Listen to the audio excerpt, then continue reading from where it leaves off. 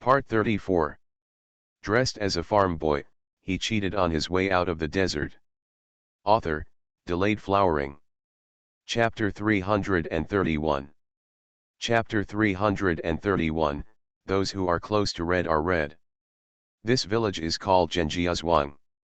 It is in a mountain valley and is more than 10 miles away from the nearest village. It is very quiet and secluded. If you can get them, let Yeshan and Dongmei deliver the message.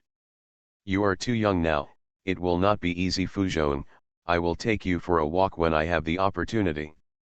Also, the jade pendant I gave you earlier is a token to prove your identity, the Marquis ordered.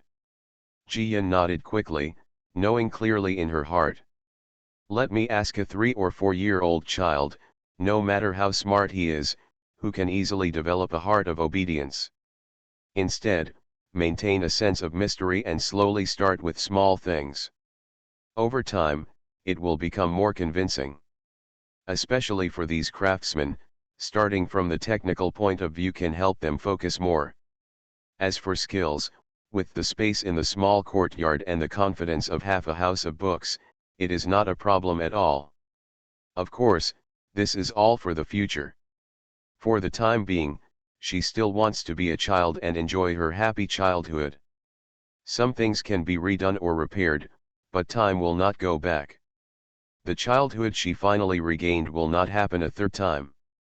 Father, I'm sleepy and want to sleep, Jiyan yawned and hugged his adoptive father's neck. I also want to listen to my adoptive father telling stories about killing barbarians. Mr. Ho couldn't help but smile and tapped her little nose. No matter how smart the little baby is, he is still a little baby. The most important thing is always eating, drinking, playing and sleeping. The morning of the second day, after breakfast, the Li family yard was busy. For no other reason, Li Lao-san and his family, Jiaran and brother Li are going back to Luowan. The classes at the college cannot be delayed too much. Taking 2 days off is already an extra consideration for my husband. In addition, since the restaurant has been open for such a long time, the students especially like it. They come here almost twice a day to eat. If the restaurant is closed for too long, the students will be disappointed. Zhao Yuru hugged her niece and said this with a smile to her mother-in-law, they are all children who are studying abroad. Their lives are not easy when their family members are not around. We take more care of them on weekdays, which makes us happy. Yes, that's it. Our family doesn't lack money to live now. You can earn as much or as little as you like. Even in the business of selling food, you have to be worthy of your own conscience. It would be better if you could take care of these children. The old lady patted the most honest and diligent daughter-in-law and said, you too, don't be reluctant to eat, drink and wear clothes on weekdays. No matter whether you are studying or getting married, you have a family. Don't work too hard to save money. Zhao Yuru blushed. She also discovered this time when she came back that she and the third child were the only ones wearing the simplest clothes at home and outside, and they were still wearing half-old clothes. Unknown outsiders might think that their family is being treated harshly by my mother and brothers.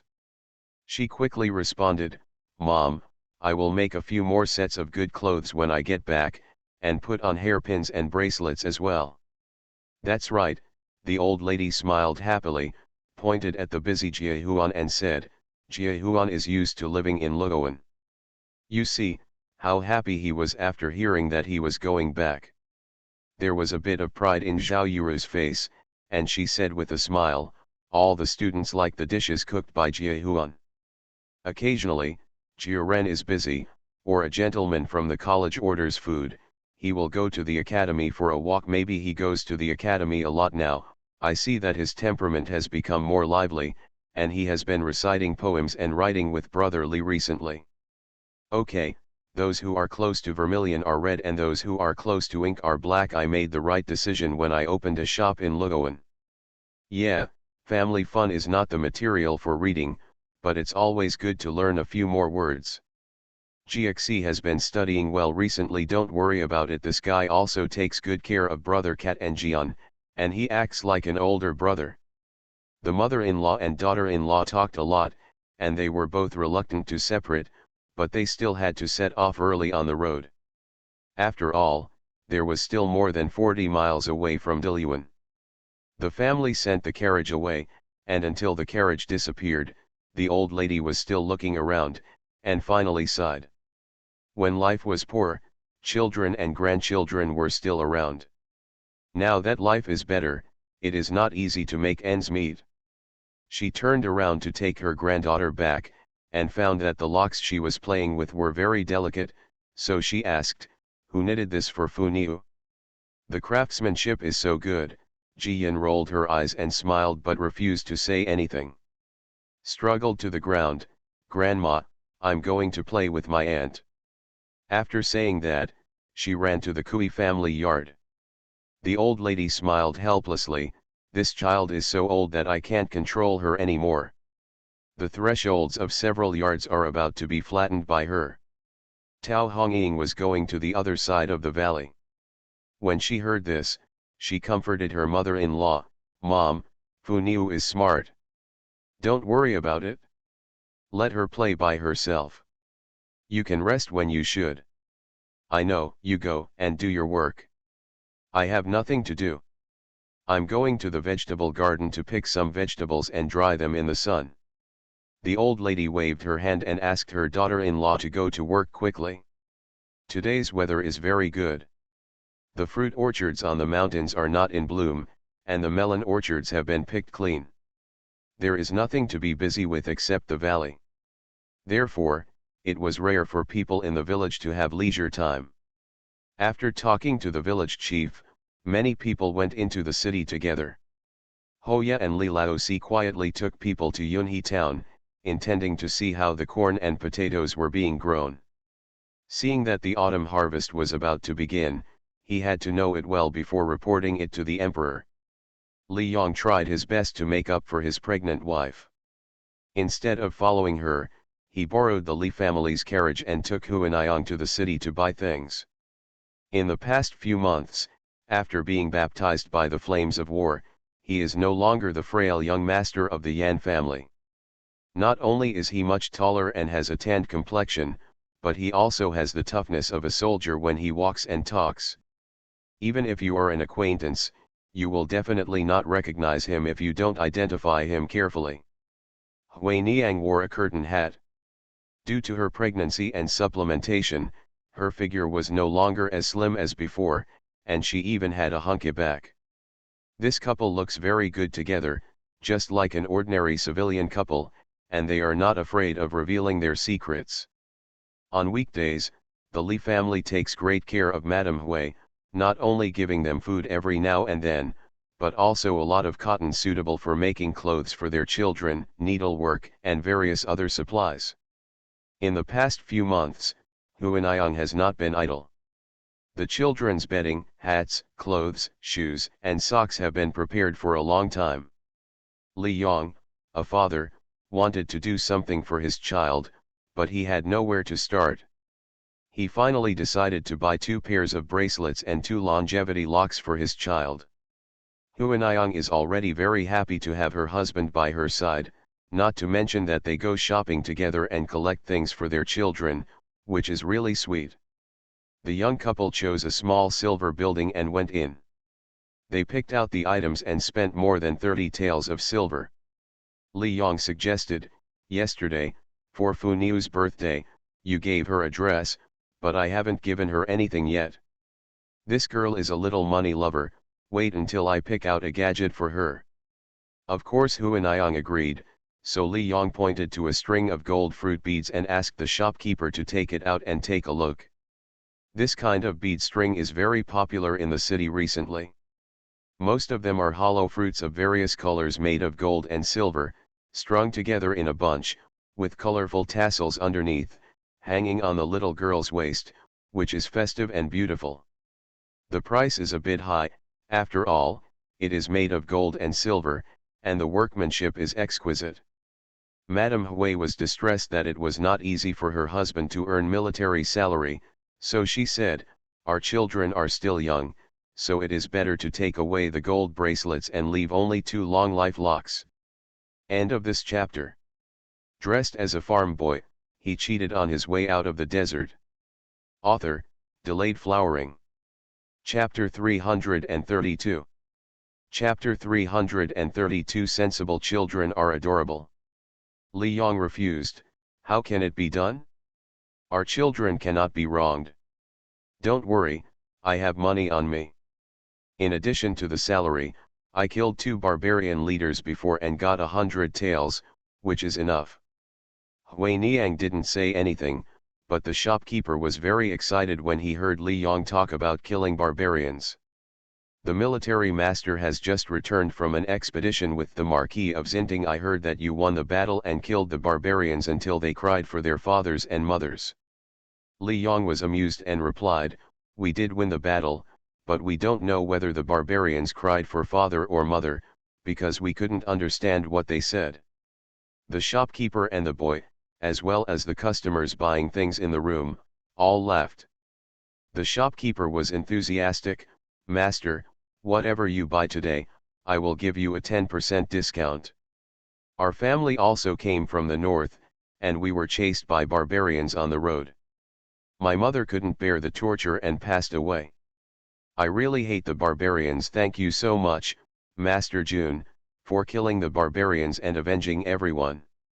Li Yong quickly declined and said no, but the shopkeeper insisted, and the guests also supported him. In the end, the couple spent 4 or 5 taels less before going out.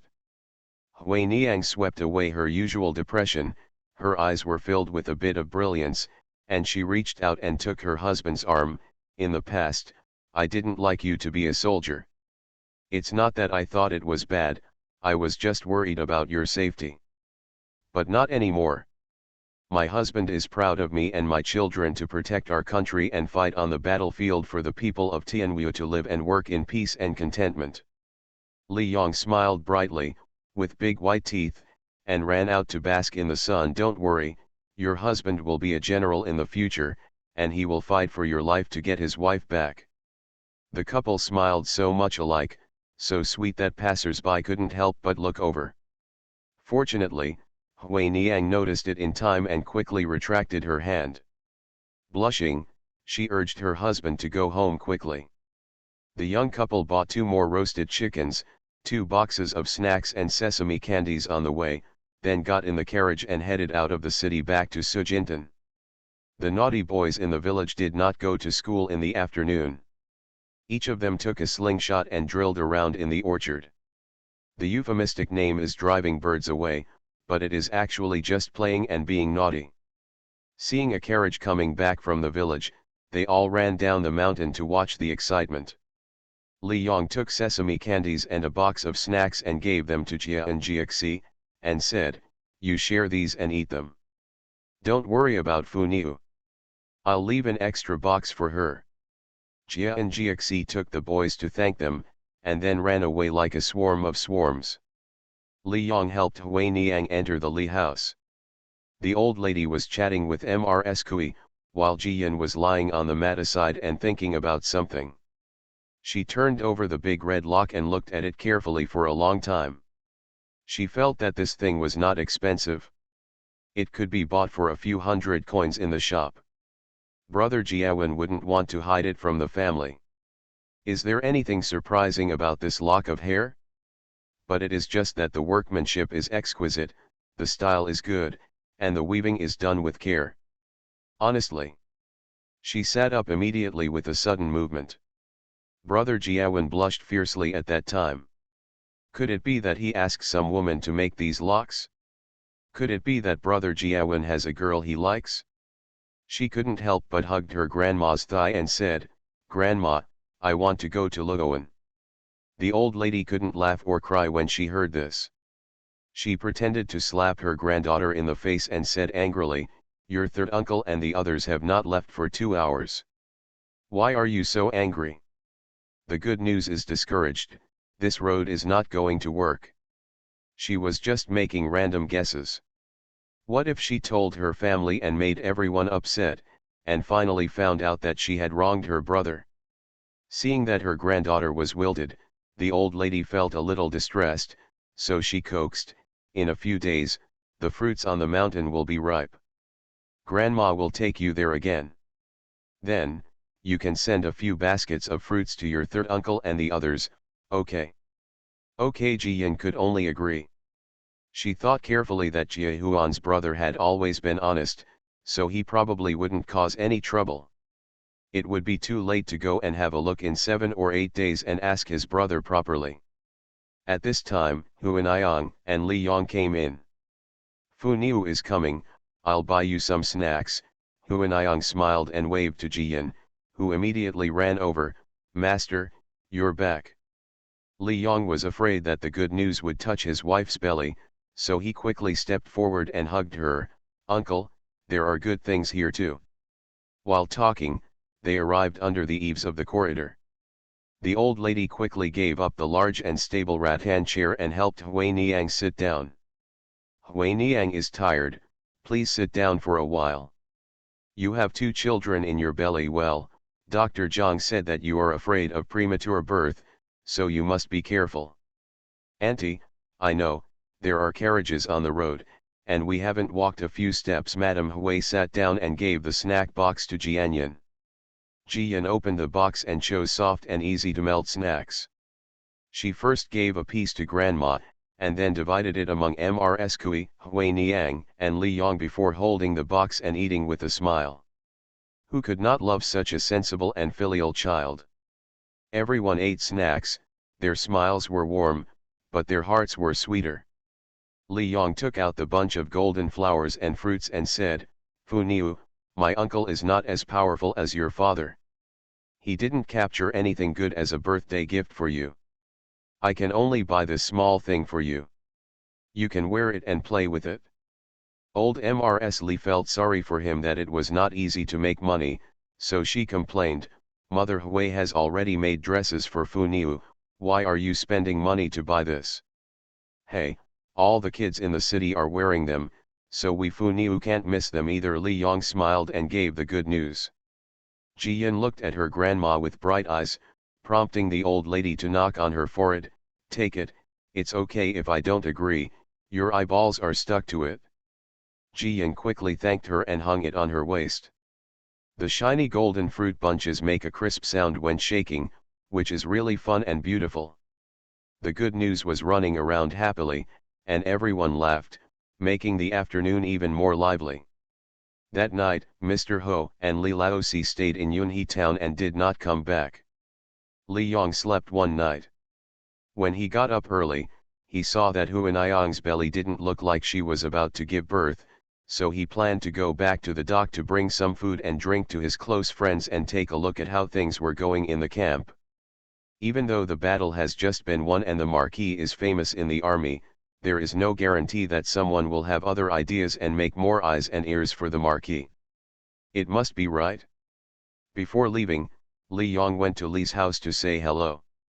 When Mrs. Li heard about it, she insisted on getting him 50 taels of silver and told him, "The roast chicken I bought in the city yesterday was delicious. Buy a few more and send them to the army. No matter how good you and Laosi are, the care of brothers is indispensable on the battlefield, so these roast chickens can be regarded as a thank you gift from my aunt." Li Yong felt warm after hearing this. He took the money and said with a smile, "Don't worry, Aunt, I will definitely bring the message to you. I have to go to the city, so I'm leaving now. Go ahead. Next time you go back to the camp, be sure to let us know in advance. It's better to prepare some food at home than to buy it from outside." "I got it, Aunt."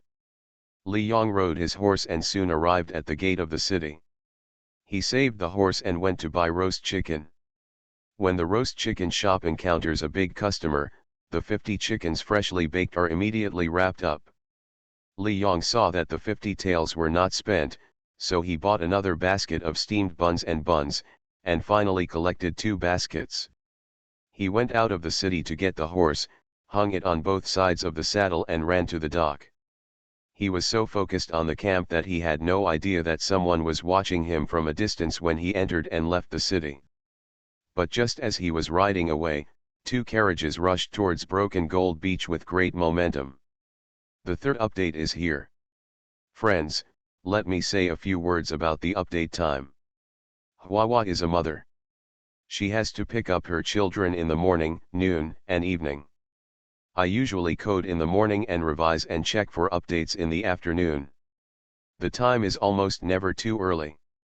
It will be decided later. At 5 o'clock in the afternoon, everyone will definitely see it when they come to see it after get off work. Thank you, my friend. Hug, huh. End of this chapter. You are listening to Novels at Bless Up channel. Wish you happiness and luck. Please subscribe to receive new novels. How do you feel about this novel? Please like and leave a comment. Dressed as a farm boy, he cheated on his way out of the desert. Author, Delayed Flowering. Chapter 333. Chapter 333, Harboring Escaped Slaves. In Broken Gold Beach, it is still as peaceful and beautiful as before. Because the weather was really nice, the old lady picked a dustpan of eggplants from the yard behind and planned to pickle the eggplants with garlic. This is a pickle that people in the north like to eat. Choose small eggplants that are 4 to 5 inches long, wash them well, steam them in a pot until soft, slice them open in the middle, and let them dry for a while. Crush more garlic, add minced coriander and fine salt, and mix evenly. Then spread the garlic paste evenly and stuff the eggplants. Finally, find a small clay pot, wash it and dry it in the sun to make sure there is no raw water or oily smell, and then put the eggplant in it. Combine a layer of eggplant with a layer of fine salt, seal it and store it in a cool place. It will be ready to eat after half a month. After marinating, it is a good companion for rice whether served with porridge or noodles. People here in Zindu have light tastes, and they definitely don't want to eat such pickles, but here in Sujintan, every household comes from the north, and their tastes can never change. At the end of autumn, we rush to pickle some. In winter, when cats have a poor appetite, they rely on these small pickles. Jiyan followed grandma in front of and behind her, helping to pass some things and help, which was very useful. This made the old lady smile and praise, "My Funiu has become sensible just after her birthday. She really looks like a big child. She used to make trouble, but now she is a good helper for grandma." Jiyan was praised, and she smiled with white teeth and narrowed her eyes. She was about to show off a few words, but as soon as she opened her mouth, her saliva almost flowed out uncontrollably, making the old lady laugh. "I can barely straighten my back." At this moment, Madame Hui came over with a basket of eggplants. "Auntie, I'm here." Mrs. Li was most worried about Huaniyang's big belly. She ran forward to take the basket and said angrily, "Why don't you just rest at home? Why are you running around?" Huaniyang smiled and said, "These days, you won't let Funiu go over to study and write with me. I'm too bored to be idle. I heard that you were steaming garlic and eggplant, so I wanted to join in the fun and pickle a jar of it too." She is used to serving food to her husband in the army, and now he has a heavy taste. "Just shout outside the wall of the backyard and I will bring you a jar." The old lady helped her sit on a chair under the eaves. Jiyan quickly ran to the house to get a cotton pad and stuffed it behind the master's waist, trying to make her as comfortable as possible. Hui Niang rubbed Jiyan's little head and saw that there were only 2 grandsons in the yard, so she asked, "Where are Mrs. Kui, sister-in-law Kyang, and Dong Mei, why aren't they here?" The old lady replied, "Jinro went back early in the morning, and there are a lot of things going on in her village. Because Funiu is celebrating her birthday, it would be nice to come over for a few days to have some fun." The Marquis found a nanny for Funiu. Yashan went to help pick people up, and Dongmei took this time to dry out the bedding and wash clothes. "We, Funiu, are blessed. Our family is pampering us, and the Marquis is hurting her like a ball in his eye." Madame Hui was envious and couldn't help but touch her belly, hoping that her child would be so popular in the future. The old lady was peeling the stem of the tomato in her hand and said with a smile, "Don't worry, just look at the way Daong loves you now. He holds it in his mouth for fear of melting and holds it in his hand for fear of falling. He will definitely feel pain in the future too of a child." Huanayang lowered her head and smiled shyly. Just as she was about to speak, there was a commotion outside the yard. Jiyan was very curious, so she stepped out with her short legs to watch the fun, but the old lady didn't stop her and had no choice but to follow. Hui Niang's heartbeat accelerated for no reason. She held her waist and stood up before she was shocked by a group of people rushing in from outside the door. Her face turned pale. The old lady at the time was in her 50s, with well-maintained skin and fair skin, but she had Sichuan lines wrinkled between her brows and her eyes were cold. She looked stern no matter how hard she looked, and could not be compared to kindness at all. Following her were two middle-aged women, beautiful and dignified, with gorgeous clothes. The one with a plump body and a relatively gentle expression, but a little thin, has a mean look on her face just like the old woman in front of her. Behind the three of them were a dozen stout women and maids, each holding a stick as thick as an arm and looking menacingly. The old lady was stunned and didn't understand what happened for a moment, but she still remembered that her little granddaughter was beside her, so she subconsciously stuffed the child behind her and asked sternly, "Who are you and why did you break into my house?" At this time, Hui Niang, who was standing on the steps, suppressed her fear and shouted, "Auntie, they are the Yan family." The Yan family? The old lady stared, realizing that things were not simple. Huanayang and his wife almost died when they escaped, and now the Yan family has come to the door again. They are so aggressive and have absolutely no good intentions. Fortunately, Uncle Zhao and the others had already squeezed in at this moment, blocking the old lady and Fu Niu from behind. "You are breaking into a private house without permission. Who gives you the courage?" Uncle Zhao and others were furious and shouted loudly. When these people got off the carriage at the entrance of the village, they thought they were visitors, but as soon as they pointed at the door of Li's house, they took out sticks and rushed over. "This is not a visitor, he is clearly a robber." The thinner middle-aged woman raised her hand and pointed at Hui Niang on the steps, and said coldly, "National law. What do you untouchables know about national law? Isn't it a violation of national law to harbor runaway slaves from our Yan family?" "Fugitive slave?" Mrs. Li, Uncle Zhao and others all had bad expressions on their faces. Fu Niu rolled her eyes and hurriedly ran out of the courtyard when no one was paying attention. She happened to meet Jia and Jiaxi in front of the door. It turned out that these two boys had eaten too much porridge in the morning. They ran out of class to pour water and saw many people entering their yard. They came back to take a look out of curiosity. Jiyan grabbed her brothers one by one and said anxiously, "Brother, something bad has happened. The Yan family has come to my master, and someone is going to die. One of you goes to the valley to find someone, the more the better. The other one goes to call the second uncle. Ask your second uncle to send someone to the dock to find Uncle Yang, hurry up." Jia Huan Jia 11 did not hesitate at all, turned around and ran away. At this time, there was already a commotion in the yard, and the mean woman called out to the strong women to come forward and drag Huanayang down. Of course Mrs. Li, Uncle Zhao and others couldn't give in, and they tried their best to stop the women.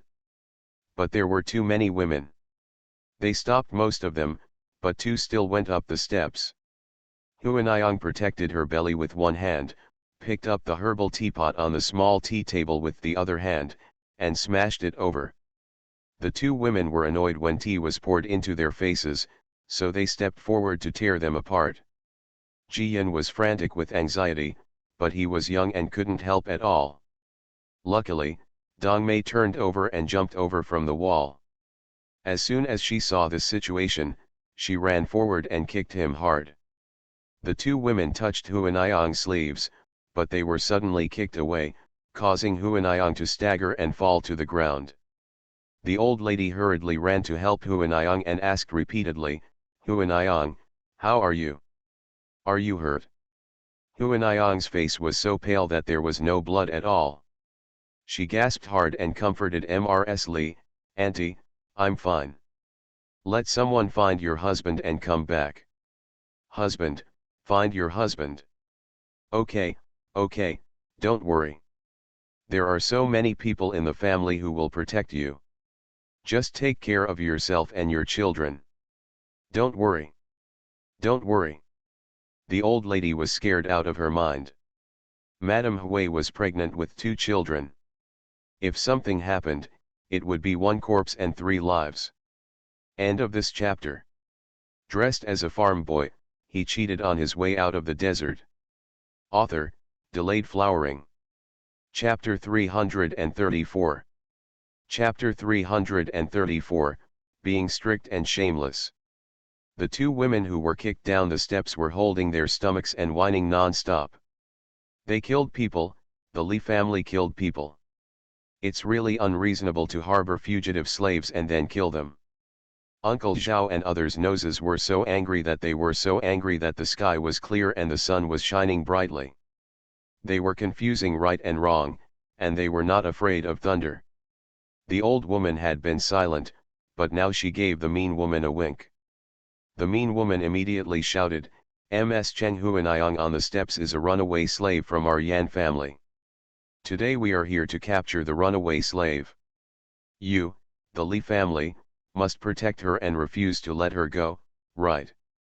Without waiting for the Li family to speak, she called out to the women and maids, instructing, "Smash it with me, let these ungrateful untouchables know that our Yan family is not easy to bully, and they should be punished if they dare to harbor runaway slaves from our Yan family. Know what will happen." The maids and women immediately picked up the sticks in their hands and smashed them in all directions.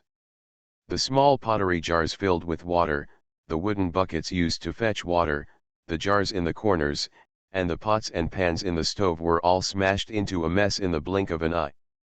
Jiyan saw her grandma's freshly pickled garlic and eggplants scattered all over the floor. Her eyes were red with anger. She didn't care about protecting herself. She rushed out from behind the courtyard door and was about to hug the evil woman and bite her. The old woman was startled and turned around to give her a stick. Dong Mei rushed over like the wind and stood in front of Jiyan. She was hit with a stick and groaned in pain. She endured it, turned around, kicked her mother-in-law away, and ran back to the steps. The old lady was so angry that she wanted to slap her granddaughter twice. "Why are you causing trouble? Hide quickly."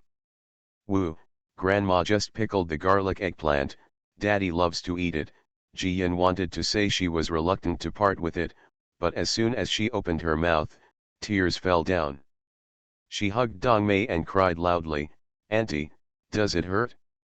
I'm going to kill them, kill them."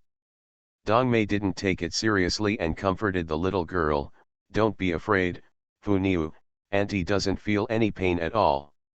Old Mrs. Li knew that her granddaughter was not angry. She was afraid that her granddaughter would reveal those magical abilities, so she quickly took the little girl and scolded, "There are adults at home, you are just a child, don't care about anything." Jiyan hugged her grandma's neck tightly, hiding in her heart like a volcano, and her hatred surged like lava. It is clear that the family has money, and the life of the family is obviously better, but what happened? Suddenly everything was ruined. The millstone she often climbed on was covered with rice noodles, soy sauce, and dirt. The wild flowers that her brothers dug for her from the mountains were crushed into fine pieces. The bedding that had been dried was thrown on the ground, and there were footprints everywhere. My mother's favorite porcelain plate was torn into pieces and could never be put back together again. Her home, everything she loved, was destroyed like this.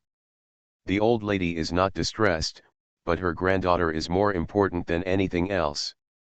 Not to mention that the Li family still has the strength to fight with the Yan family, but even if they don't, they would rather swallow this breath than let their granddaughter be exposed. Uncle Zhao was furious and wanted to rush over to stop him, but was stopped by the old lady.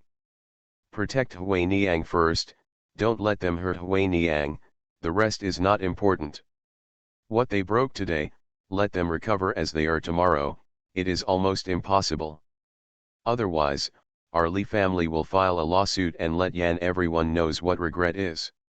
After hearing this, Mrs. Yan's expression finally changed. She looked at old Mrs. Li carefully for a long time, and then raised her hand. When the servants of the Yan family saw this, they stopped and gathered behind their master again. Mrs. Yan said, "Is that the old girl from the Li family opposite? I heard that after my rebellious son left home, your Li family took care of him. I have always wanted to meet the old girl."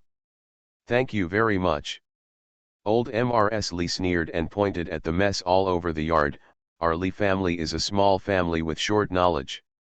We didn't know that a scholarly family like the Yan family has such rules. We have to knock on the door to thank people.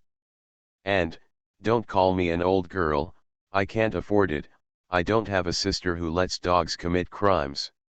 "Who are you calling a dog?" The mean woman was annoyed and wanted to speak, but was interrupted by Mrs. Yan with a wave of her hand.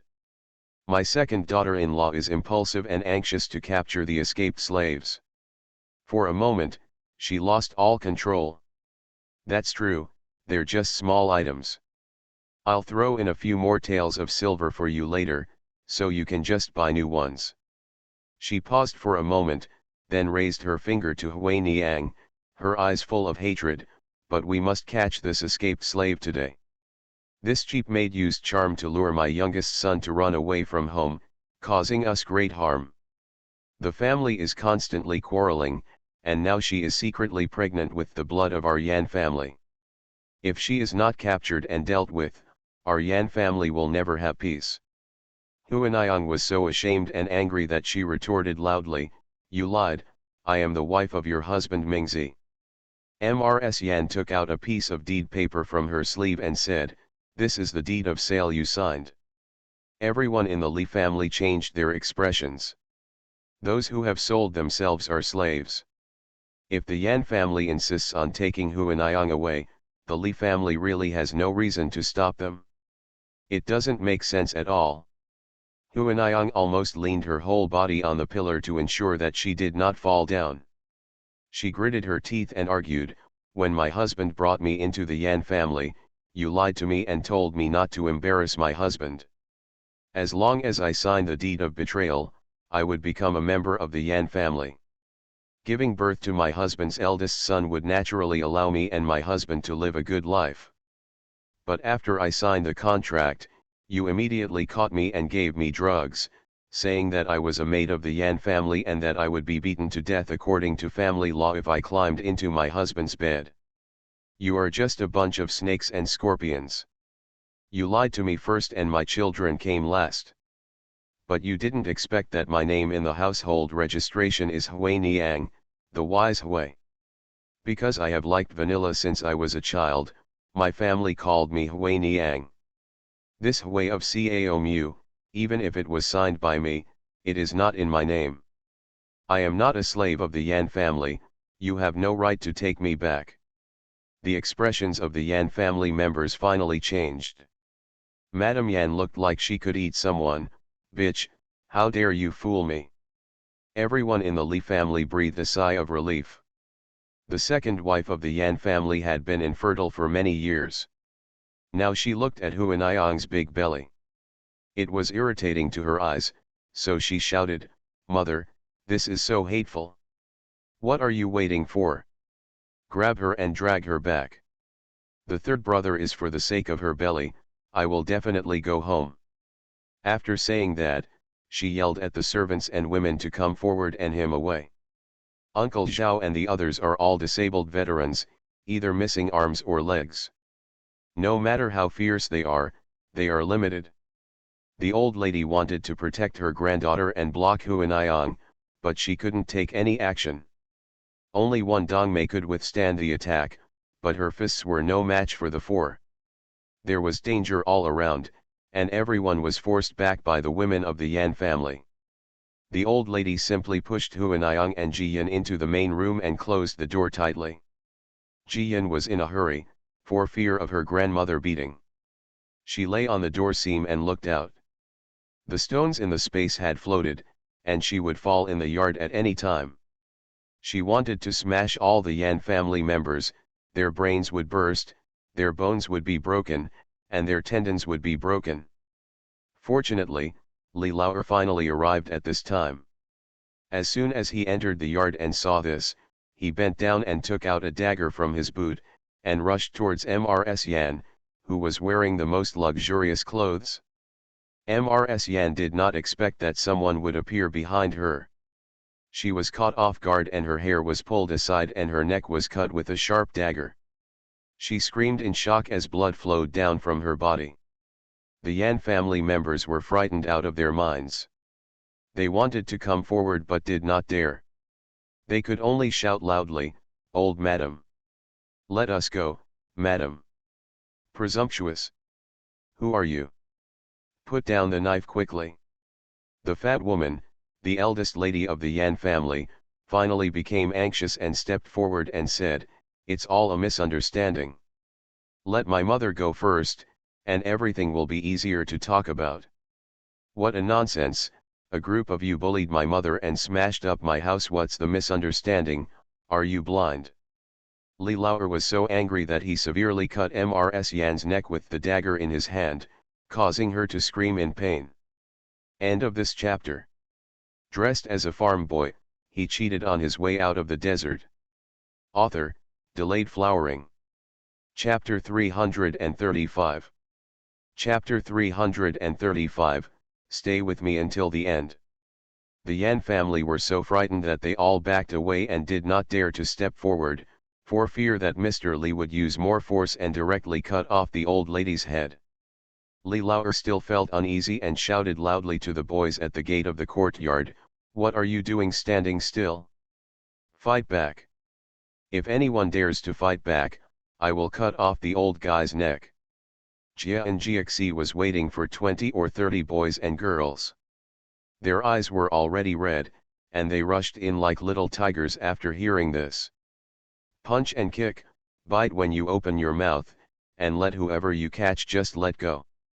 The servants and women of the Yan family did not dare to fight back, but they supported him from left to right, shouting in pain from time to time.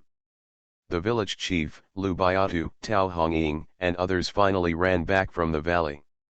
They were so tired that they were out of breath.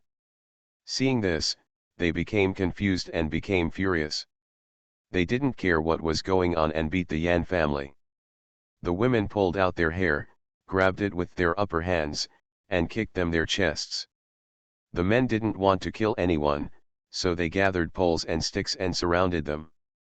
Anyone from the Yan family who tried to escape would be given a hard blow with a stick. Tao Hongying was so angry that she was at home every morning. There were many guests in the valley today, so it was rare for her to rush there early, so this happened. Aunt Wu and other women are even more like tigresses. The children at home are all fighting. As mothers, how can they let their children suffer? The Yan family's mother-in-law and daughter-in-law, together with more than a dozen servants, thought they would frighten the Li family when they entered the house, and then dragged Huanayang away. When the son comes back from the military camp, he will go back to the house to beg for help. At that time, he is at the mercy of the family. As for Sujintan, the Li family is just a servant of the Ho family. At most, they only have a bit of face in front of the marquis. The Yan family only needs to come forward to apologize to the marquis and give him more generous gifts.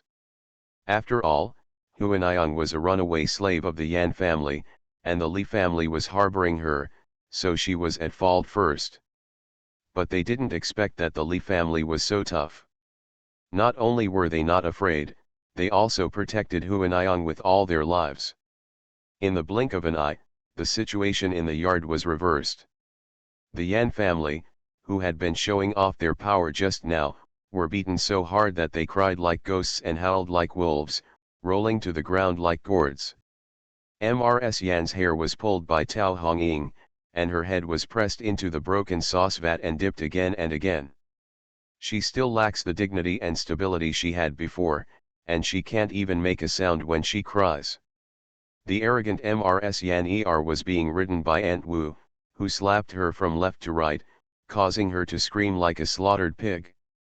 Sister-in-law Sun grabbed the garlic eggplant on the ground and stuffed it into her mouth. Blind bitches, who gave you the courage to bully our village?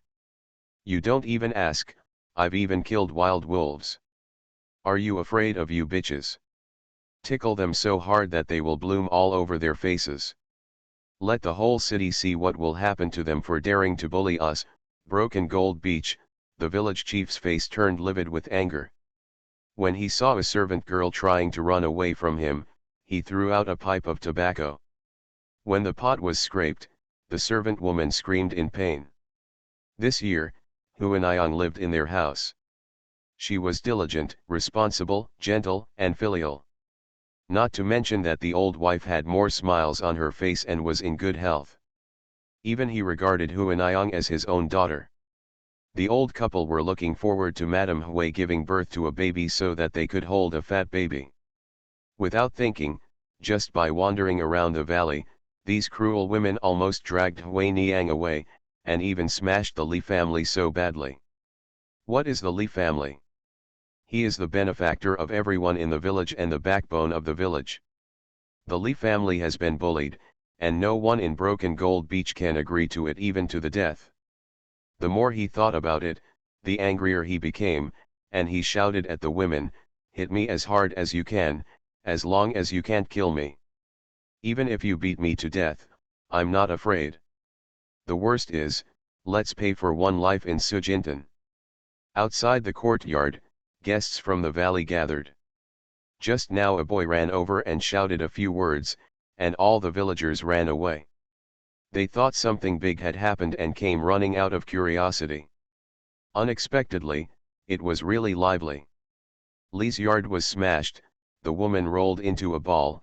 It was such a noisy situation, but they didn't know the cause and effect.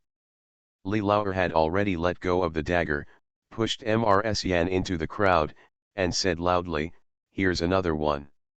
A village woman immediately stretched out her hand and slapped her with two big mouths, making Mrs. Yan's eyes sparkle with stars. Before she could wake up, her hair was spread out and the hairpin fell to the ground. Tao Hongying even raised her foot and kicked her straight to the bottom of the steps. Old Mrs. Li was also so angry that she picked up a dustpan from the wall and smashed it down. The beans and pods peeled in the dustpan were scattered all over Mrs. Yan's head and face. At this time, the door of the house was also opened by Hui Niang. Ji Yan stumbled out and brought a basin of hand-washing water, which splashed her heartbroken. Mrs. Yan felt that she had walked through and never experienced such humiliation and pain. She was born a noble girl, married into the Yan family, and had 3 sons by her side, which was a smooth sailing. In the past few years, as her sons started to have families one after another, she became an old lady, and she was even more supported and coaxed. Not to mention being beaten and scolded like this, she was never even heard to speak loudly. "I won't live anymore, if I don't take today's revenge, I won't live anymore." Originally Mrs. Li wanted to scold her granddaughter and Hui Niang and tell them to continue hiding, but when she heard what Mrs. Yan said, she also became angry. He picked up the dustpan and knocked at the old lady of the Yan family for more than a dozen times. "Come on, get up and let me see how you take revenge. You brought people to smash up my house, and you still want revenge. You can take whatever revenge you want, but I will fight for it." Mrs. Yan was beaten so hard that she was rolling around, her brocade dress was frayed, her forehead was bleeding, and her bun was loose. She was really worse than a beggar on the street. At this time, the sound of horse hoofbeats suddenly sounded outside. Before the Li family and the villagers could do anything, the Yan family seemed to have seen their savior. "Wu, the big boss must be here, help me, big boss, help me." Mrs. Yan also started to crawl out. As a result, they were destined to be disappointed. They didn't recognize any of the dozen or so people who walked in outside the courtyard. Instead, the villagers began to cheer, "The Marquis is back, the Marquis is back." Jian even opened her legs and rushed into her adoptive father's arms, crying loudly, "Father, we have you, they beat me with sticks, they smashed grandma's garlic and eggplants, and smashed my mother's stove." The Marquis glanced at the mess in the courtyard, his face as cold as frost, but he gently patted the little girl's back with his big hand. "Don't cry, Fu Niu, my adoptive father is back." When Mrs. Li saw Mr. Ho, she breathed a sigh of relief and threw away the dustpan in her hand. Her legs were so weak that she couldn't stand. She sat down on the steps and said, "Master Ho, this is the Yan family, here to beat Shahui. Damn it, please send someone to find Daong and get him back." Li Lauer quickly said, "Mom, I have sent people to the camp to find Daong." The Marquis carried the good news and walked through the yard, kicking away any servants of the Yan family who dared to block the way. His strength is not comparable to women like Entwu San. The Yan family servant who was kicked had no time to scream and passed out. Mr. Ho just walked to the steps, stretched out his hand to help Mrs. Li, and replied, "Don't worry, Auntie, we met the messenger on the way." Knowing that something happened at home, the fourth son ran to the dock to find Daong. "They will bring the men of the Yan family here, and there will definitely be an explanation for this matter today." The old lady was completely relieved. She grabbed the Marquis's hand and shed tears. "You said your life was going well. I just pickled a jar of garlic and eggplants. Why is it like this again? Isn't it easier to stay in the deep mountains and kill wolves and tigers than it is now? A good home will be gone forever." The third update in the Huawajiawa code words, there is a new treasure who will give a 5-star or a good-looking one. Okay. End of this chapter. You are listening to Novels at Bless Up channel. Wish you happiness and luck. Please subscribe to receive new novels. How do you feel about this novel? Please like and leave a comment. Dressed as a farm boy, he cheated on his way out of the desert. Author, Delayed Flowering. Chapter 336. Chapter 336. The Yan family's reasoning is divided into objects. Master Ho felt as if he was fried in oil. His parents died young and he lived alone for many years. Now he finally found the long-lost warmth in the Li family, and he treated the old lady as close to her as his own mother. But he left for just one night and his home was gone. He really wanted to kill someone with a knife. But killing is not the most painful thing. For these rich and noble ladies who pride themselves on being superior, there is a punishment that hurts them more than death. Come here, hang up all these thieves who broke in, and wait until someone comes to their home to settle the accounts. Immediately some villagers went to find ropes and helped the soldiers tie up all the masters and servants of the Yan family. The second wife of the Yan family wanted to yell, but was kicked in the head by a soldier, and she fainted at that time. Soon, the 3 masters of the Yan family and more than a dozen servants became salted fish in the wind, floating in the autumn wind under the eaves. This was not only seen by the Li family and the villagers, but also by the guests outside the door. Some people were shocked and said, "What kind of hatred is there between the Yan family and the Li family? They are knocking on the door in broad daylight." "I don't know, the Li family is so stubborn that they have managed to make the old lady of the Yan family look like this. Yes, this matter is really big. Mr. Ho is obviously standing up for the Li family. Of course, you didn't hear the little girl from the Li family calling her adoptive father just now." Everyone was talking with great interest, and some people quietly withdrew from the crowd and ran away. I don't know whether they were going to report the news or they were too frightened. When the village chief and others saw that the Marquis had returned and had a backbone, they also sat under the eaves of the corridor, knocked on their sore thighs, and sighed, "I'm really old and useless. When life gets better, I lose heart."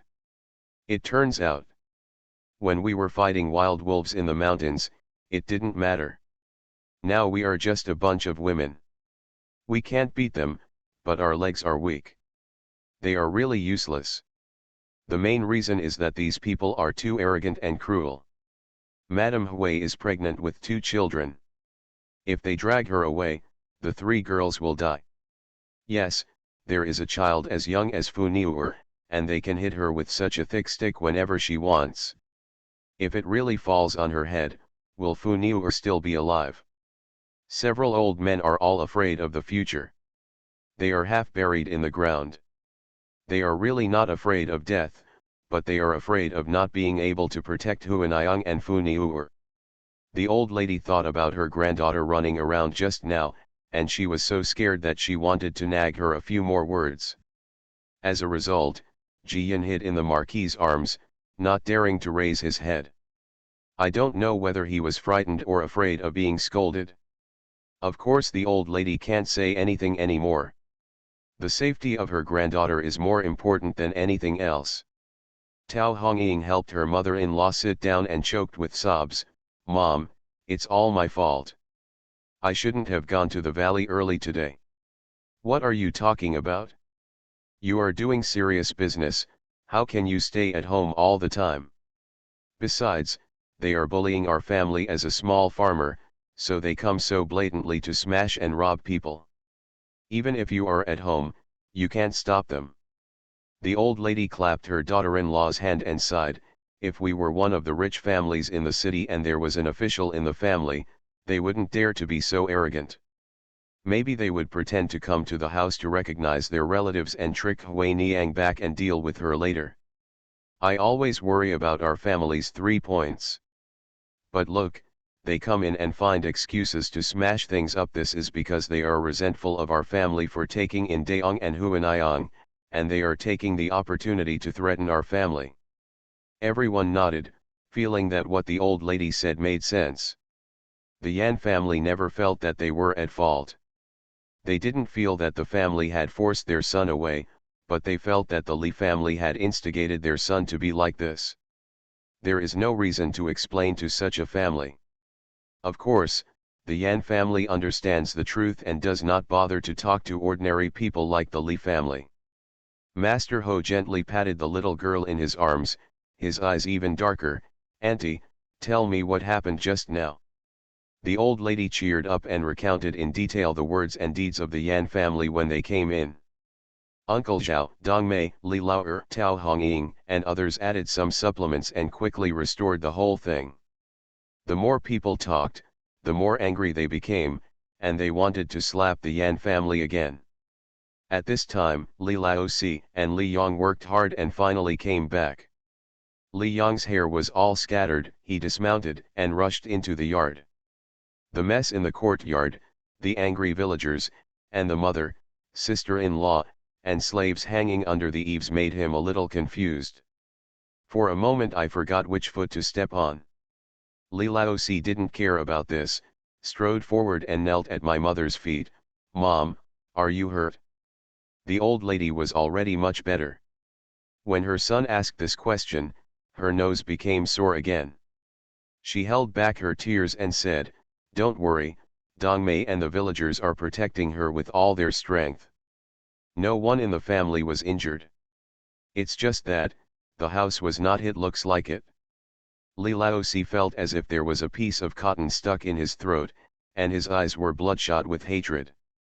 The old lady was afraid that he would go crazy, so she quickly told him, "Don't be upset, there must be an answer to this matter." Jiyan was also worried about this. While calling her father, she went over and hugged her father's neck. Li Laosi hugged his daughter tightly, and his anxious heart finally calmed down. The master and servants of the Yan family, who were still hanging upside down, felt emboldened when they saw Li Yong coming back, and began to sob and cry. "Third master, help me. Third brother, I am your second sister-in-law, please put me down quickly." Mrs. Yan started to curse even more. "You son of a bitch, you are blind. If you don't let me down, I'm going to die." Before Li Yong could speak, the Marquis waved his hand, and a soldier stepped forward and put Mrs. Yan down, but the others didn't care at all.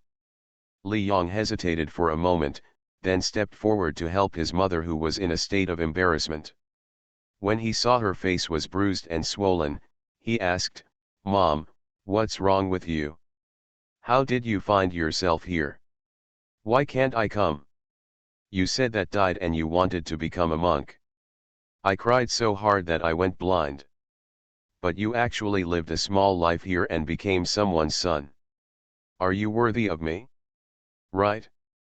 Mrs. Yan played the bitterness card very well, and she was very good at handling her son. She beat her chest and cried loudly. "You just want to find a place to stay, and you also want to find a good place. Why did you find such a bandit's den? Your sisters-in-law and I brought people to take Huanayang back. I thought that I was really too harsh on you at the beginning, and Huanayang was too harsh. She was about to give birth, so she couldn't let the Yan family's child wander outside. But they refused to let us go, and beat us like this. Wow, I have lived for most of my life, and I still have to suffer this. I really can't live." "You fart." Tao Hongying couldn't stand it any longer, so she jumped up and began to curse. "You beat people and smash things when you come in, and drag Hui Niang away. If my mother doesn't let you, you rob people. The yard is full of old people and children, and you are waving sticks without mercy. How old is Fu Niur? How old are you? Dare to kill me? Why are you here to pick someone up? Huanayang." Li Yong trembled after hearing this, and finally remembered what he had forgotten. He pushed his mother away, stood up, and looked for his wife. At this time, there was another noise outside the courtyard gate, and the men of the Yan family finally arrived. Even Mr. Zhou, who helped build the valley in the first place, followed behind. End of this chapter. Dressed as a farm boy, he cheated on his way out of the desert. Author, Delayed Flowering. Chapter 337. Chapter 337. Even if you die, you won't enter the Yan family grave. The mess in the yard made the Yan family frown slightly. Looking at the dozen masters and servants hanging under the eaves, the men of the Yan family became anxious. "How reckless, who gave you the courage to torture us privately? Put our family down quickly.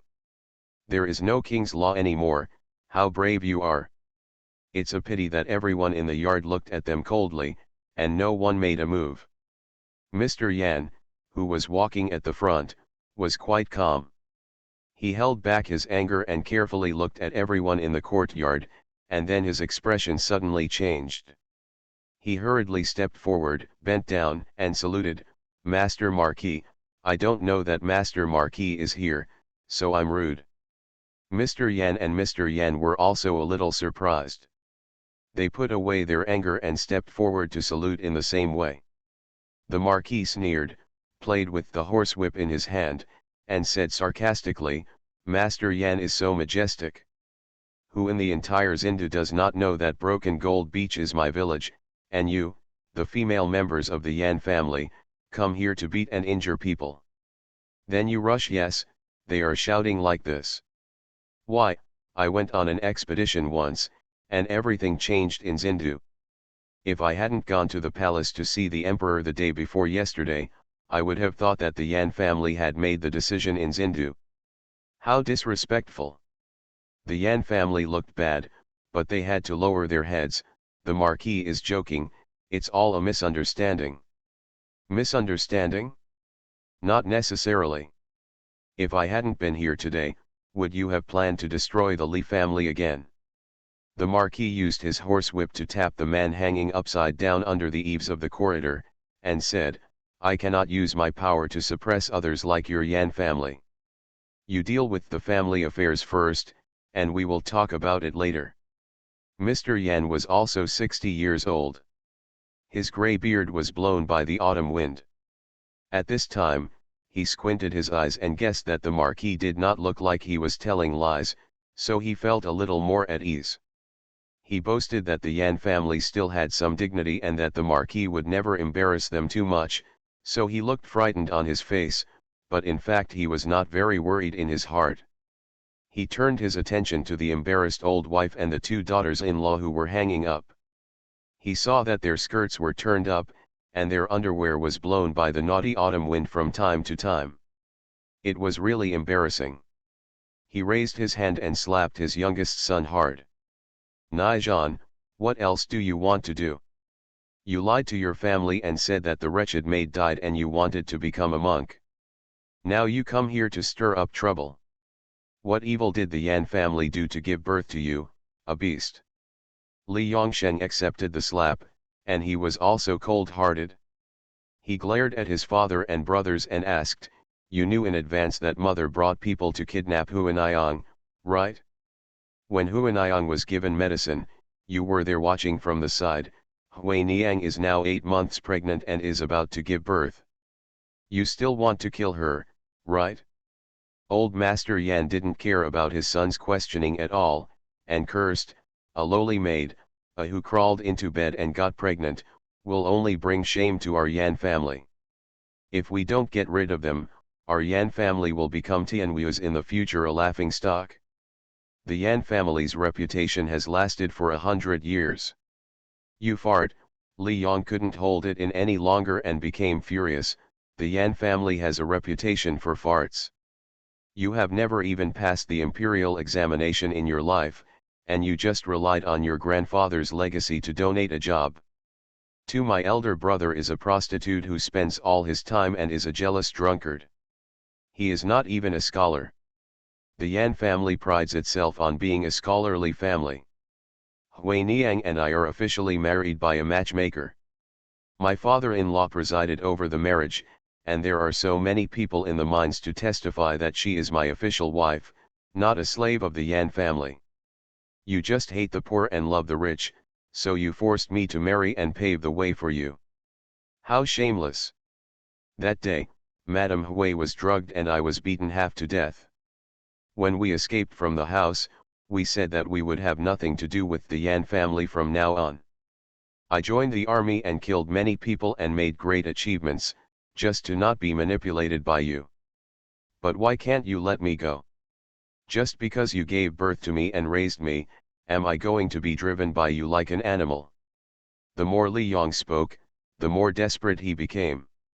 He raised his hand, pulled out a dagger from his waist, and put it to his neck. "Okay, I will return this life to the Yan family today. From now on, you no longer have to worry about me bringing shame to the Yan family, and you don't have to chase Hui Niang and shout to kill her. Put it down, you beast, are you going to me off to death? Third brother, you are so unfilial, you are just a woman. My second brother can find you 10, so put down the knife." The Yan family were frightened and yelled and cursed, asking Li Yong to put down the dagger. But as they said this, they took several steps back, for fear of accidentally hurting themselves. Even Mrs. Yan subconsciously hid aside. The despair in Li Yong's eyes deepened. Just when he was about to use his dagger, the door of the house was opened. Huanayang's face was as pale as paper, and she slowly walked out of the room. The moon-white dress on her body was already stained with blood. She looked at Li Yong with tears in her eyes and smiled weakly, "Husband." Everyone was so shocked that their eyes were about to fall to the ground, and they rushed towards him like crazy. "What's going on? Was everything fine just now? Come to Dr. John quickly, help me quickly." Li Yong couldn't care less about committing suicide.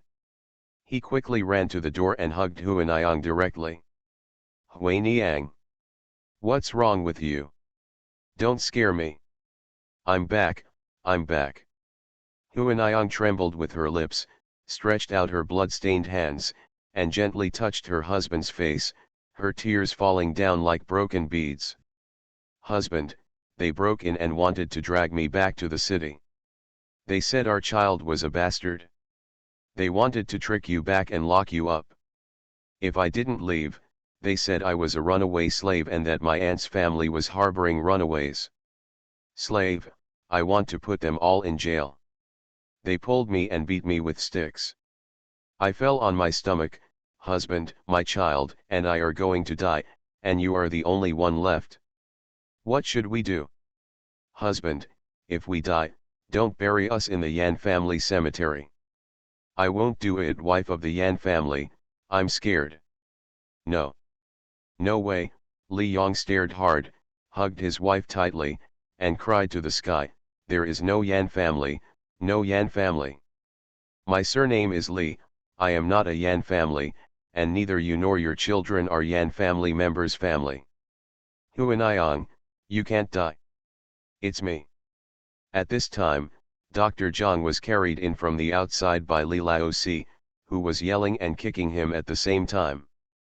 It's endless, why are you always looking for me? I succeeded immediately, and then I was interrupted again. I was so angry. The old man was so angry that he built a thatched house in the north of the village and raised some pigs and sheep just for experiments. At the critical moment, he was brought here again. Fortunately, Mr. Li had rough skin and thick flesh, so he didn't feel anything bad after being beaten a few times. The old man landed on his feet and was about to make trouble again. Suddenly he saw Madame Hui, and he was so shocked that he almost jumped up. What's going on? Didn't I tell you to be careful? She is pregnant with two. Why is there blood? You will kill 3 of you. As he spoke, he ran up the steps, grabbed Huanayang's wrist, and then cursed, it's over, it's over. I'm going to die. Prepare the room quickly, I need to get an acupuncture and find the midwife. Uncle Zhang, please, we must save Huanayang and the child. Please. Li Yong's legs were so weak that he couldn't get up at all. He hugged Divine Dr. Zhang's thigh, and Divine Dr. Zhang kicked him away in anger. Now I know I'm scared. What did you do just now? Why don't you keep an eye on your wife who is pregnant with a child? If you should take revenge, go to whoever you want to take revenge on. Don't delay my help. End of this chapter. Dressed as a farm boy, he cheated on his way out of the desert. Author, Delayed Flowering. Chapter 338. Chapter 338, Being a Mother is Strong. Tao Hongying urgently packed up the wing of Lao San's family. Li Laozi was so strong that he didn't care about avoiding suspicion, so he hugged Huanayang and rushed in. The old lady and Dong Mei hurried in to take care of him. Ji Yin hugged Mr. Ho's neck and turned pale with fear. Just now we were just quarreling, and no one noticed anything was wrong with Madame Hui. The women in the village were busy boiling water and picking up broken flower pots at the door of the wing. As a result, Aunt Wu rushed out of the kitchen and yelled, "What a stupid beast! He even broke the pot and couldn't boil water. Quick, go get 2 more pots and come back." Immediately, some villagers ran home, bumping into the guests watching the excitement at the door, and they all followed him with sighs. What a sin, there are actually 2 children in this belly, this is 3 lives. That's right, the Yan family can be considered a scholarly family, but their behavior is too vicious. This is a human life. Should I report it to the official? When the Yan family heard this discussion, they felt guilty and slowly backed away from the door. Li Yong listened to Hui Niang's screams and the old man's scolding in the wing room. Then he saw everyone was busy in a hurry. He slowly stood up and walked towards the door of the courtyard. Master Yan Er subconsciously stopped him and said, "Third brother, where are you going? There must have been a misunderstanding just now. Besides, you can't hate your family just because of a daughter. This is very unfilial." Li Yong turned around and slapped him, causing him to fall to the ground. You are so unfilial. I am unfilial today. My wife is going to die, my child is going to die. You are still telling me that you are unfilial.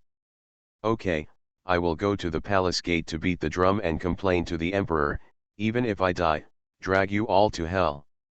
Don't you want me to be filial to you? I will be filial to you in hell.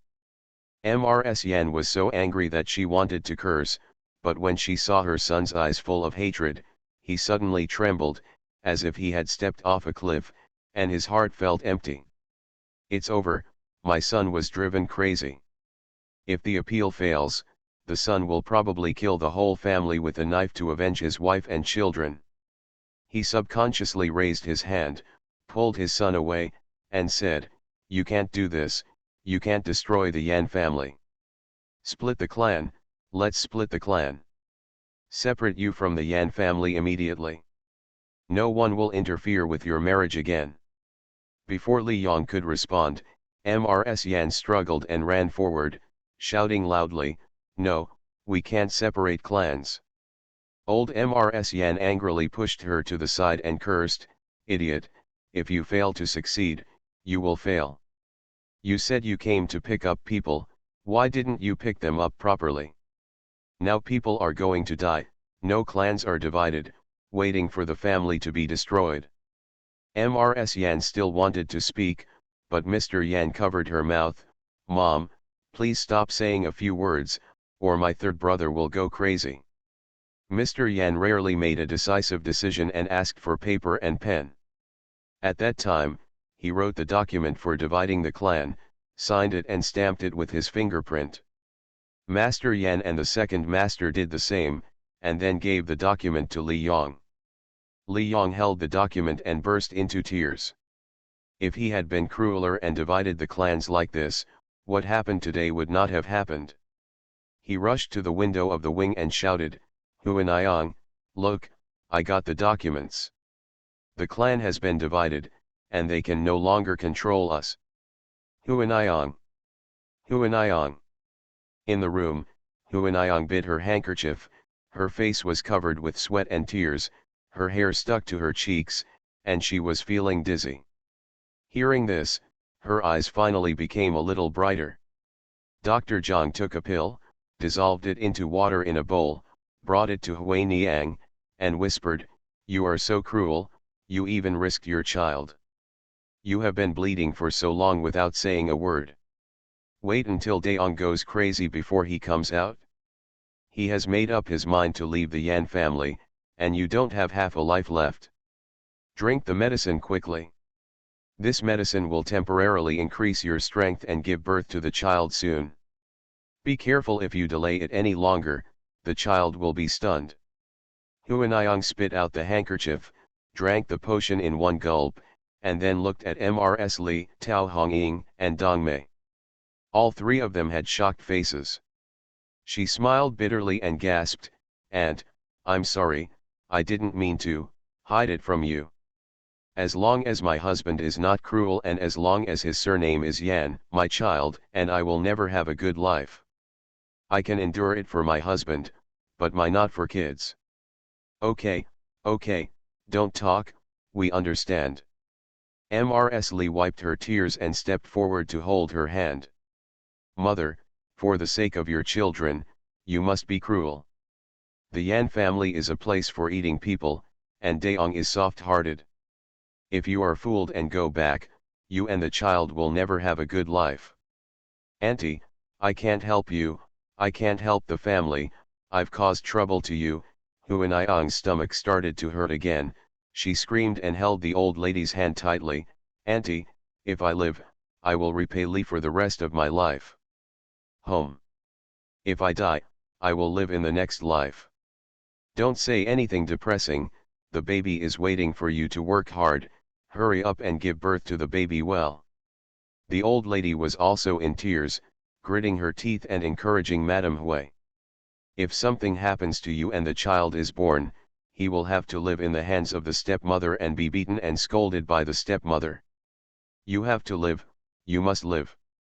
You are their biological mother and you are their support."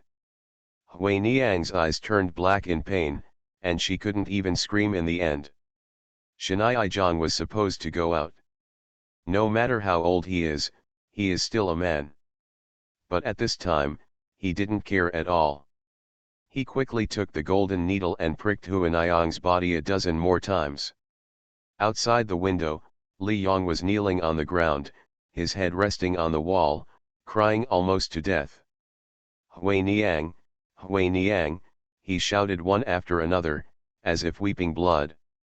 Inside and outside the courtyard, no one spoke at this moment, and no one knew what to say. The soft-hearted women all wiped away their tears, and the men also had red circles in their eyes. The Yan family is also on tenterhooks. It is true that one corpse has 3 lives. Even if the Yan family is divided into clans, it will definitely not end well. Ji-yin hugged her adoptive father's neck, tears flowing down her face. The master has sewn so many clothes and quilts, just waiting for the baby to be born. What if the master dies? Master Ho patted her back gently and looked at the Yan family with extremely cold eyes. If you don't cry, Funiuer, lucky people have their own destiny, your master will be fine. Perhaps it was a coincidence that as soon as he finished speaking, a child's cry suddenly came from the side room. Wow, wow. Everyone was stunned when they heard this, and then cheered, oh, it's born, it's born. Don't make any noise, don't make any noise, there's another one. The village chief stood at the foot of the wing, clasped his hands, and kept chanting. He asked all the gods and Buddhas in the sky. When others heard this, they also prayed together. Don't care whether it's useful or not, this is the only way to do it at this time. Fortunately, a second cry soon sounded in the room. Although it was a little weak, it was clearly heard. After a while, Tao Hongying opened the door and came out to announce the good news to everyone. Mother Hui has given birth to a pair of twins. The eldest is a boy, and the second is a girl. Li Yong couldn't bear it any longer, so he rushed in with a quick stride. Thank God, thank God. Great, great. Everyone is cheering, hugging each other to celebrate, for 2 new lives, and to save a family. Seeing this, the Yan family let out a long sigh of relief. Mr. Yan hesitated for a moment, then stepped forward to salute the Marquis. Master Marquis, since this matter has been successfully concluded today, I would like to ask Master Marquis to put the person down, and we will leave now. House Ho hugged Ji-yin and stood up, his eyes full of sternness. Okay, now that your Yan family's household affairs are settled, it's time to settle the accounts between the Yan family and our Li family. End of this chapter. You are listening to Novels at Bless Up channel. Wish you happiness and luck. Please subscribe to receive new novels. How do you feel about this novel? Please like and leave a comment. Dressed as a farm boy, he cheated on his way out of the desert. Author, Delayed Flowering. Chapter 339. Chapter 339. I want to take revenge myself. Old Master Yan was trembling in his heart. The thing he feared most happened. He knew that his rebellious son would be easy to deal with. After all, he was from the Yan family, so he always had to be wary of his parents, brothers, and sisters-in-law. But the situation with Marquis Xinting and the Li family is different. This matter will never be revealed lightly. He gritted his teeth, called his 2 sons to come forward, then lifted up his gown and knelt down on the ground. Mr. Yan and the second Mr. Yan were startled and hesitated a little. Then the old man scolded him, "Kneel down quickly." After that, he kowtowed respectfully to the Marquis and begged, "Master Marquis, what happened today was really a misunderstanding." The woman was ignorant and narrow-minded. When she learned that her son who had wandered away had become the son of the Li family, she suddenly only when you are angry can you be so impulsive. Now they have been beaten and have learned a lesson. We, the Yan family, are also willing to compensate. We kneel down to admit our mistakes and beg you to be kind and spare this ignorant woman. The Marquis signaled Ji-yin to come forward, held her hand and said with a sneer, "Master Yan advises me to be tolerant to women and children. People who don't know may want to praise Master Yan for his understanding. But just now when you Yan family members were armed with sticks and smashing things and beating people when they entered the door, there were only old people, children, and even pregnant women in this yard. No one in your Yan family is tolerant to women and children." Mr. Yan blushed because of the blockage, his mind was spinning rapidly, and he asked, "Master Ho, this is really a misunderstanding. We didn't know that you value the Li family so much, otherwise. Otherwise what? The Marquis struck the pillars with the whip in his hand, his expression even colder. Master Yan is saying that if they are ordinary people, you Yan family can rush in, beat them up, bully the elderly and children. Master Yan has been studying for half a lifetime, and he has really read everything in the dog's belly. I risked my life and fought on the battlefield just to protect the people from living and working in peace and contentment. But your Yan family's frivolous words ruined the peace that I worked so hard to earn. Outside the gate of the courtyard, some people who were watching the excitement couldn't help but shout, "You also said that the Yan family is from a scholarly family. They are really male thieves and female prostitutes. They are full of evil." That's right, you can bully a small family at will. What nonsense are you talking about? Today the Marquis came back in time, otherwise the Yan family would not know how to be so arrogant. The Yan family heard this clearly and gritted their teeth in anger, but it was hard to curse back. The Yan family is already in great disgrace. If it is not handled properly and the commotion becomes even greater, there will really be no room for redemption. Old Master Yan glanced at his silent son-in-law and quickly motioned for him to come forward to help and beg for mercy. Mr. Zhou was so regretful that his intestines were turning green at this moment. He had a rest today and was rarely at home. He was playing in the garden with his children. Suddenly I heard that my father-in-law and brother-in-law were at the door, and I asked him to do a small favor. Of course he couldn't refuse, so he followed me without even changing his clothes. On the way, he heard that his wife's brother-in-law, who was wandering away, had been hiding in Li's house, and even his sister-in-law was not dead. He was very happy. I thought that when I arrived at Li's house, I would just say thank you solemnly, take my wife, brother, and the couple home and live a good life. Even though there had been so many conflicts and irreconcilable contradictions before, the Yan family was very anxious because their brother-in-law had been missing for so long, and they must have reflected on it. Now I know that the young couple are doing well, and the parents-in-law are about to have a grandson. It's a perfect reunion. Who would have thought that my mother-in-law and her men smashed the Li family to pieces first, and almost beat up the old lady and the children of the Li family. Even the pregnant sister-in-law was dragged back to the city, almost dead and 3 dead. He really wished he could grow wings and fly home immediately, no longer caring about the Yan family's affairs. He knows better than anyone how kind the Li family is. At the beginning, he helped draw the blueprint of the valley. Every time he came here, the Li family would eat coarse grains themselves, but would instead provide him with rice and noodles to prepare meals. Finally, the valley was built, and his name was engraved on the stone tablet, letting the world know that the valley was the crystallization of his wisdom. In the past 2 years, during the Dragon Boat Festival, Mid-Autumn Festival, New Year, and even the opening of the Jade Melon Garden, their family has received things from the village. Such a good family was bullied. Not only could he not defend it, but he also helped the assailant father-in-law's family to plead for mercy. He really regretted hitting the wall. Why didn't you ask more questions when you went out? Otherwise, you would have pretended to be sick and not come. Mrs. Yan saw that his son-in-law was reluctant, and his eyes darkened with anger, and he yelled in a low voice, "Speak quickly." Mr. Zhou couldn't help it. He stepped forward and saluted, his face flushed, and he said, "Master Ho, Mrs. Li, it is indeed the Yan family's fault today. Logically speaking, it is right for Master Ho to be rebellious. But my father-in-law and mother-in-law are old. Please open your eyes and give me a gentle sentence." Mr. Ho looked at Mrs. Li. Mrs. Li was also hesitant. If it was someone else, she really wouldn't want to pay attention to him, but Mr. Zhou was different. Not only did Mr. Zhou help the village, he was also a good friend of Mr. Wen. She thought for a moment and then said, "Master Ho, for the sake of Mr. Zhou, just raise your hand."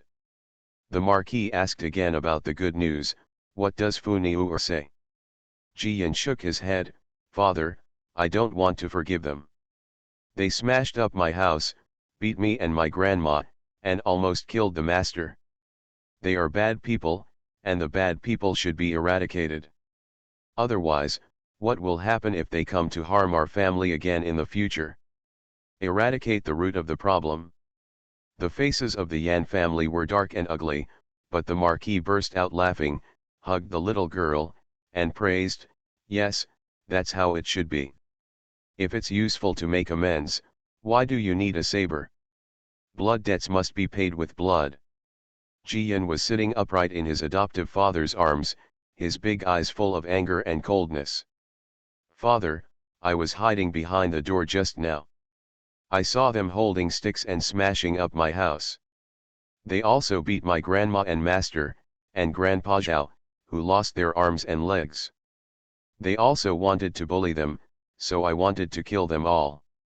My foster father, I want revenge." The Marquis looked at the little girl, understood what she meant, and put her on the ground.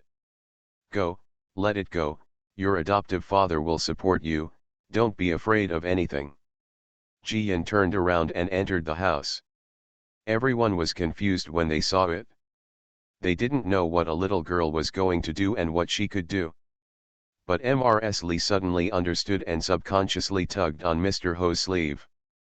"Master Ho, can you take it out now?" The Marquis nodded and comforted the old lady, "Don't worry, Aunt, my eldest brother will be back soon. The family is destined to become famous by then. Now it's just a few days ahead of schedule." The old lady looked at the messy yard and sighed. "I thought it was good for my family to live an honest life and not bully others, but now it seems that some things are really unavoidable. I won't hide them anymore. The Li family can endure hardship, but they can't live a life of humiliation." "Yes, Auntie, that's how it should be," Mr. Ho laughed loudly. Li Lao Li Lao Si, Tao Hongying, and others also showed smiles and couldn't help but straighten their backs.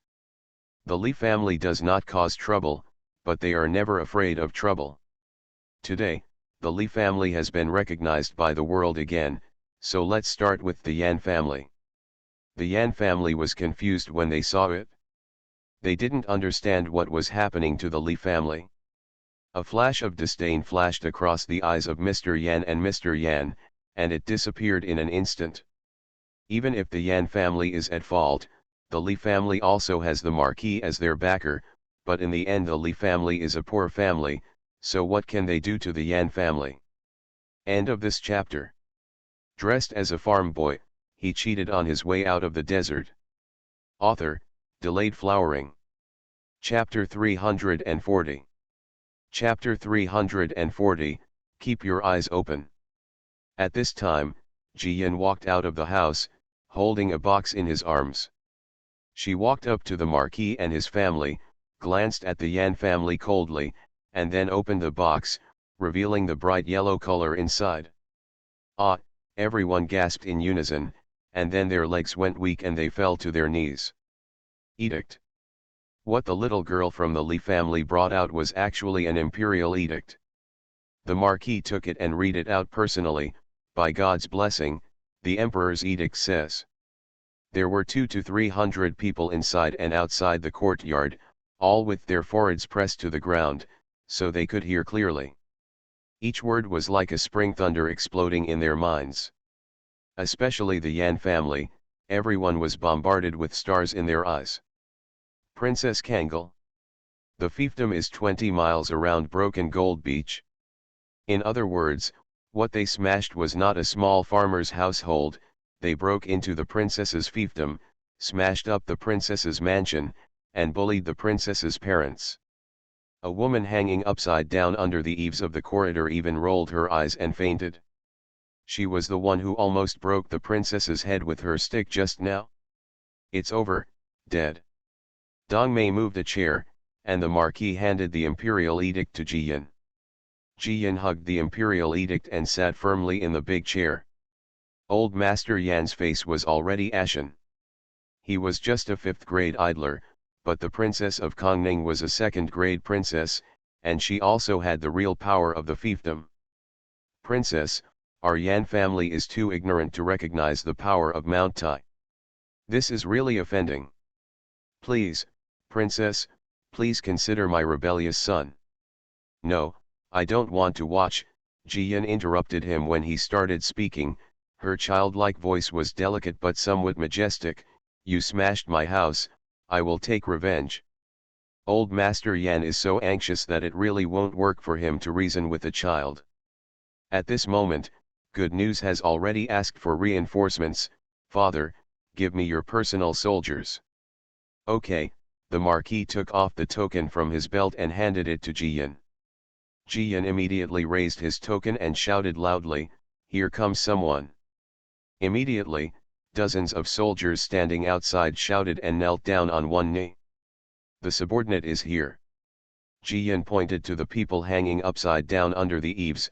Put them down, all the servants and women will have their arms broken, and the young and old of the Yan family will each slap 30, and execute immediately. The soldiers responded with a roar and immediately put down all the people under the eaves, then grabbed their hair and threw them into the yard.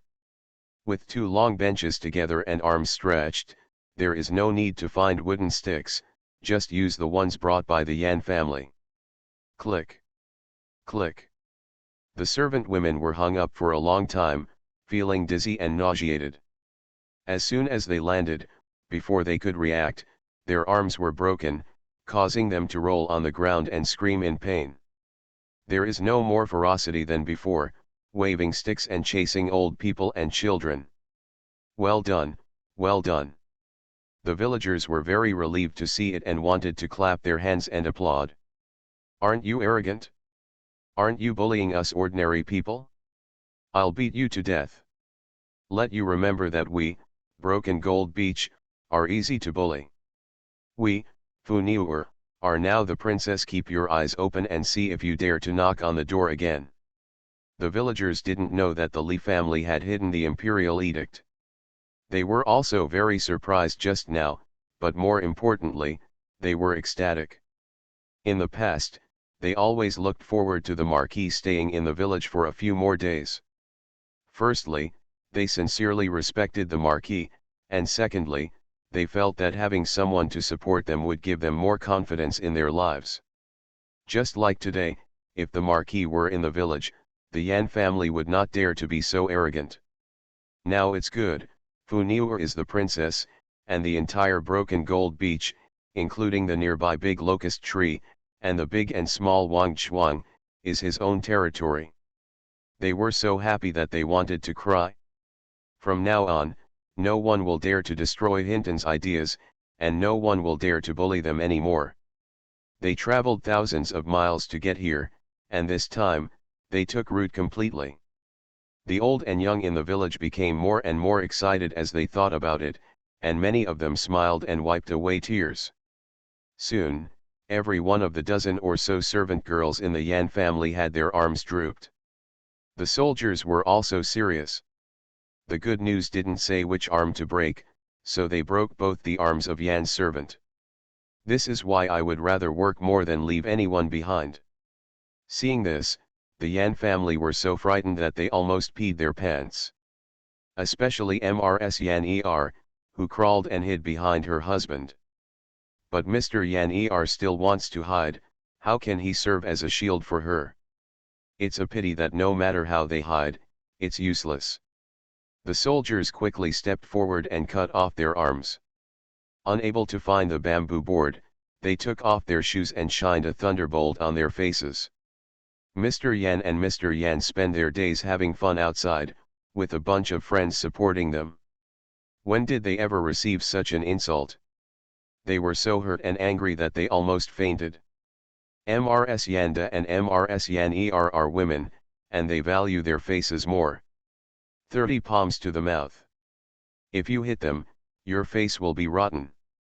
What if there are scars? The two of them struggled. Mrs. Yan Er was Mrs. Yan's natal niece. She was used to being arrogant, but now she started shouting when her head got hot. You are so presumptuous, do you know who my natal family is, my brother? Jiyan seemed surprised and his eyes widened. Just when Mrs. Yan thought she had frightened the little girl, she heard the good news and gave another instruction. Her board plus 20, I forgot, she was the one who ordered the servants to beat people and break things. The soldiers immediately threw off the solace of their shoes and beat Mrs. Yan to the point of death. She was so regretful that she wished she could hit the wall. Why is she talking so much? Children are simply ignorant and cannot be frightened. After beating the 4 couples of the Yan family, it was finally the turn of Mrs. Yan and Mr. Yan. Old Master Yan's back teeth were almost bleeding from biting them. If he was slapped in the face today, how would he be able to go out and see his colleagues, relatives, and friends in the future? A man in his 60s, half buried in the earth, is still being humiliated like this? He shouted to the other side of the room at the top of his lungs, "Third brother, come out quickly. Do you want to watch your parents being beaten to death?" Mrs. Yan also cried and howled, "Little beast, how long are you going to hide? Even if we split the clan, we still gave birth to you. You unfilial thing." In the side room, Li Yong sat in front of the bed, watching over his wife and children while listening to the goings-on in the yard. He didn't feel bad at all when those servants, wives, brothers, and sisters were punished, and he even felt happy. The servants and wives are my pawns in bullying the couple, and my brother and sister-in-law are even more accomplices. They often encourage my mother to pinch and force him. But when he heard his parents crying, he still hesitated. Shen Zhijiang was also standing in front of the window listening to the excitement. When he turned around and saw him like this, he gave Madame Hui a wink. Huaniyang understood and immediately choked and cried out in pain. Li Yong was so frightened that he asked quickly, "Huaniyang, what's wrong with you?" "My stomach hurts, husband, I have a stomach ache, something is leaking." Dr. Zhang stepped forward quickly, lifted the quilt, and his expression changed as soon as he saw it. "It's over, it seems like he's about to bleed. Daong, quickly go to my hut to get the nopal, and hang it on the wall, a white bag."